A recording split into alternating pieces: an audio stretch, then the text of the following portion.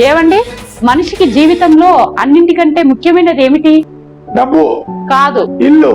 తప్పు. మరేంటి? మనకు నచ్చినట్లు భయం లేకుండా జీవించగలగడం. అది నిజమే, కానీ ఇప్పుడు మనం స్వేచ్ఛగానే జీవిస్తున్నాం కదా. అవును, మనకు నచ్చిన మాటను మాట్లాడుతున్నాం, నచ్చిన చోటికి వెళ్తున్నాం, మన పిల్లల భవిష్యత్తును మనం నిర్ణయించుకుంటున్నాం. అయితే మనకింత స్వేచ్ఛ ఎలా వచ్చిందో ఎప్పుడైనా ఆలోచన చేసావా? అవును, అదే ఆలోచిస్తే గుండె బరువెక్కుతుందండి. మన కోసం ఎందరో మహనీయులు తమ జీవితాన్ని త్యాగం చేశారు, జైళ్లలో గడిపారు, లాఠీ దెబ్బల్ని భరించారు, హింసను ఎదుర్కొన్నారు, చివరకు దేశం కోసం తన ప్రాణాలే అర్పించారు.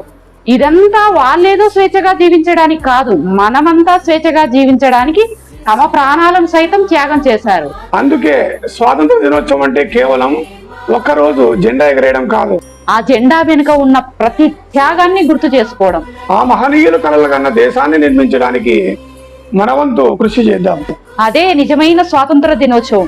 మన స్వేచ్ఛ కోసం ప్రాణాలు అర్పించిన ప్రతి ఒక్క అమరుడికి శతకోటి వందనాలు. అందరికీ 80వ స్వాతంత్ర దినోత్సవ శుభాకాంక్షలు. జై హింద్.